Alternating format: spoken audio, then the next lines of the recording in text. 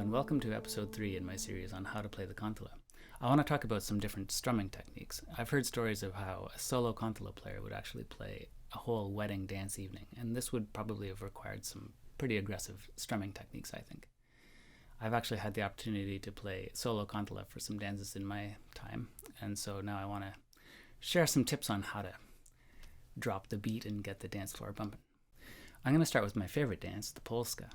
Polskas were mostly played on violin in Western Finland, but there are examples of kantele players playing the polskas in this region as well. But they also played mostly slang polskas, so I want to move over even more west to Sweden, where you get some really interesting polska rhythms. The polska has 3 beats, and the placement of the beats actually varies from village to village across Sweden, so maybe beat 2 will be early or beat 3 will be shortened. And this is really easy to do on a bowed instrument like nyckelharpa or violin, but it's really helpful to think about this bowed action when you're playing the kantele. The early beat 2 polska is like 1, 2, 3, 1, 2, 3, 1, 2, 3. So you'll kind of want to get that feeling and that action when you're strumming the kantele. So it'll sound a little like this.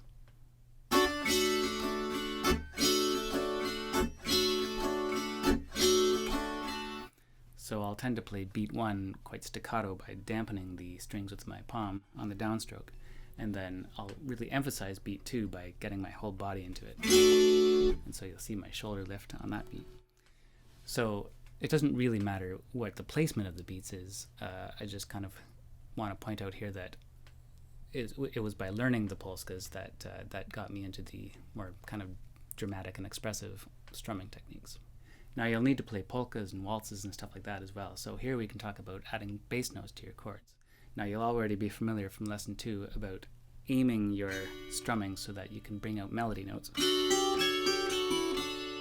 So now let's just add a bass line. So you'll have to figure out what works for you, but I like to play sort of upper bass line notes with my middle finger on my right hand, and then the lower notes with my ring finger on my right hand, like this.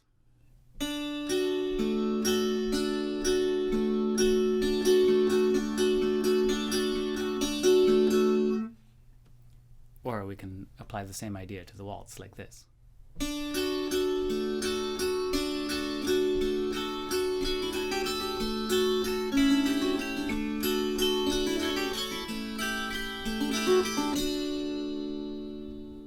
Once you get comfortable with all of that, then you'll find you need to strum chords and play the melody with your right hand at the same time. And so one of the ways to do that is to play the melody with your thumb and then bring the rest of your fingers up towards your thumb at the same time, like this.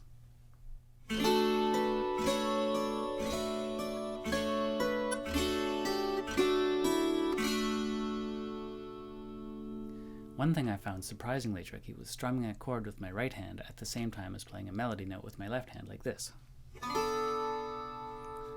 And so I think what I did was I practiced strumming the chord and then playing the note immediately after, before combining the 2 into one action. So I hope these strumming techniques will help you put some bounce into your dance repertoire. So please check out my other videos and feel free to support me on Patreon. One of these days there will be dance floors again, and I hope you get the dance floor bumping.